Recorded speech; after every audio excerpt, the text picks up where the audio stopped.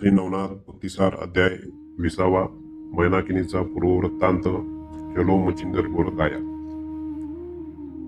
श्री गणेशाय नमः. श्रीराम स्वस्ताने निघून गेले आणि गोरक्षांचा निरोप घेऊन मारुती अदृश्य झाले. पण रामेश्वरास न जाता मैनाकिनीस पुढे येणाऱ्या प्रसंगाची पूर्वसूचना देण्यासाठी ते शृंग मुरुडास गेले. शृंग मुरुड ही स्त्री राज्याची राजधानी. त्या नगरात प्रवेशताच ते लघुरूप धारण करून राणीच्या शयनकक्षात गेले. तिला हाताने हलवून हळूच जागे केले. त्यांना पाहताच तिने नमस्कार केला. तेव्हा ते म्हणाले, मैनाकिनी, मी तुला एक अत्यंत महत्वाची बातमी देण्यासाठी येथे आलो आहे. मच्छिंद्रनाथांना तुझ्या स्वाधीन करून मी माझे वचन पाळले आहे. पण या तुझ्या सुखात गोरक्षांच्या रूपाने मोठे विघ्न उपटले आहे. नाथजींनी हे शिष्य महापराक्रमी नाथजींचे हे शिष्य महापराक्रमी असून ते आपल्या गुरूंना येथून नेण्यासाठी आलेले आहेत. त्यांनी श्रीरामांचे ऐकले नाही, माझे ऐकले नाही. तेव्हा त्यांना येथे रमवण्यासाठी तुला प्रयत्न करावे लागणार आहे. हे उपाय अत्यंत सावधपणे कर, नाहीतर मच्छिंद्रांना तुझ्या हातून गेलेच म्हणून समज. ते ऐकून ती खरोखरच चिंतेत पडली.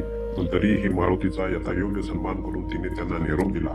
ती राज्याची स्वामिनी मैनाकिनी पद्मिनी व किलोतळा या दोन अन्य नावानेही प्रसिद्ध होती. त्यामागची हकीकत अशी आहे. पूर्वी मैनाकिनी सिंहल द्वीपात राहत होती. तेथील सर्वात सुंदर स्त्री म्हणून तिला पद्मिनी हे नाव पडले होते. एके दिवशी स्नान करून गच्चीवर उभी असताना सहजच तिची दृष्टी आकाशातून विमानाने जाणाऱ्या उपरीच्या वस्तूंवर पडली. त्यावेळी वाऱ्याने त्यांचे वस्त्र दूर झाल्यामुळे तिला त्यांचे गुप्तांग दिसले. त्यामुळे ती मोठ्याने हसली. त्या समयी तिचे हसणे आणि त्या हसण्यामागचे कारण समजता ते रागवले. त्यांनी तिला शाप दिला. म्हणाले, माझी अभिलाषा धरून आणि निर्लज्जपणे हसून तू माझा अपमान केला आहेस. त्यामुळे तू स्थान भ्रष्ट होऊन स्त्री राज्यात जाऊन पडशील. तेथे तुला पुरुषांचे दर्शन होणार नाही. ते ऐकून पद्मिनीने त्यांची मनधरणी करून उपशाप मागितला. तेव्हा ते म्हणाले, माझ्या शाप प्रभावामुळे तू स्त्री राज्यात जाशील. तेव्हा तेथील सध्याची राणी किलोतळा मृत्यू पावल्यानंतर तूच तेथील राणी होशील. आज नकळत तुझे माझ्याकडे लक्ष गेले म्हणून तुझी इच्छा माझे पुत्र मच्छिंद्रनाथ पूर्ण करतील. पुढे मीच मीननाथ म्हणून तुझा पुत्र होईन.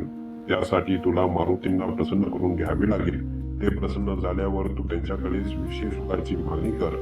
म्हणजे ते संकटात सापडतील व स्वतःची सुटका करून घेण्यासाठी मच्छिंद्रांना घेऊन येतील. कालांतराने तुझा व मच्छिंद्रांचा विरह होईल व तू पुन्हा स्वस्थानी परत येशील.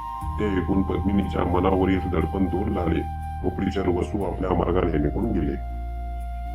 कालांतराने काही अपूर्व चमत्कार होऊन सिंहल द्वीपातील पद्मिनी स्त्री राज्याची राजधानी शृंग मुरुडास गेली. तेथे एका चर्मकार स्त्रीने तिला आश्रय दिला.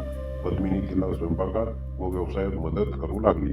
एके दिवशी स्त्री राज्याची वृद्ध राणी किलोतळा हिने आपल्यानंतर गादीवर बसवण्यासाठी राणीची निवड करायची म्हणून एका हत्तीच्या सोंडेत पुष्पमाळा देऊन तिला नगरातून फिरवले.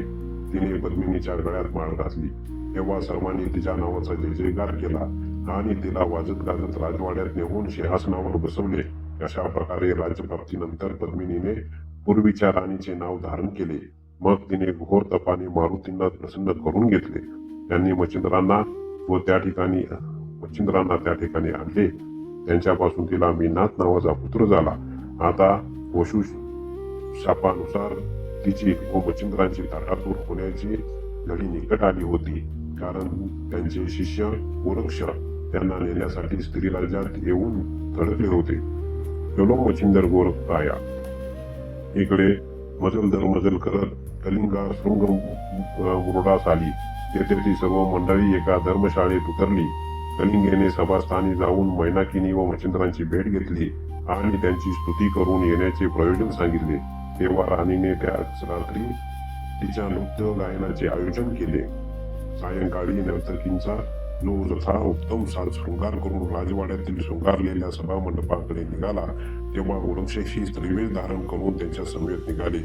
त्यावेळी पूर्वडांच्या गोरक्षांनी त्या समयी धारण केलेले नाव नटवेशा पुढे कलिंगेचे तेजशी फिके पडले. राजवाड्यातील मानकरी स्त्रियाही त्यांचे अलौकिक सौंदर्य पाहून तर्क झाल्या. कार्यक्रमास सुरुवात झाली तेव्हा प्रौढांच्या मृदंगाचे कौशल्य, साजिंद्याचे संगीत व कलिंगेचे उत्कृष्ट नृत्य पाहून समस्त मंडळी त्या तालासुरावर डोलू लागली. त्यावेळी राजसिंहासनावर बसलेल्या आपल्या गुरुदेवांना पाहून गोरक्षांचे अंग प्रत्यंग सुखावले. ते आनंदाने बेहोश झाले आणि त्याच क्षणी त्यांनी आपल्या हस्तलाघव दाखवण्यास सुरुवात केली. त्यांच्या मृदुंगातून चलो मच्छिंद्र गोरख आया असा ध्वनी उठू लागला. तो ऐकून मच्छिंद्र दचकले. मैनाकिनी ही कावरी बाहेर बावरी झाली.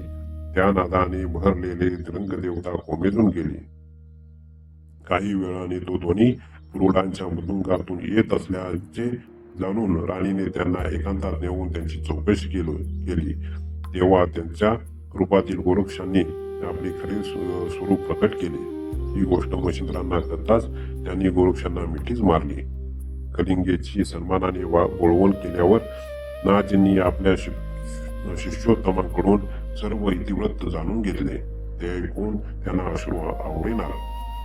गोरक्षांचे आपल्यावरील प्रेम पाहून त्यांनी त्यांचा मुका घेतला. मग त्या दोघांनी एकत्र भोजन केले, एकत्र शयन केले. दुसऱ्या दिवशी मच्छिंद्र आपल्या दोन्ही मुलांना घेऊन राजसभेत गेले. सिंहासनावर बसल्यावर त्यांनी गोरक्ष व मीननाथांना आपल्या मांडीवर बसवले. ते प्रेम पाहून मैनाकिनीही हेलावली.